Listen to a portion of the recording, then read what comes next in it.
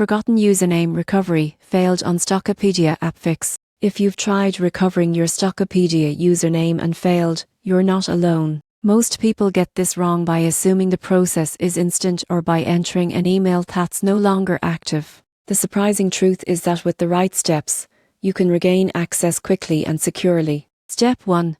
Open the Stockopedia app and tap Forgot Username. Enter the email associated with your account. Stockopedia will send a recovery email containing your username or a secure link to reset your login details. Step 2. Check all your email folders, including spam, junk, and promotions.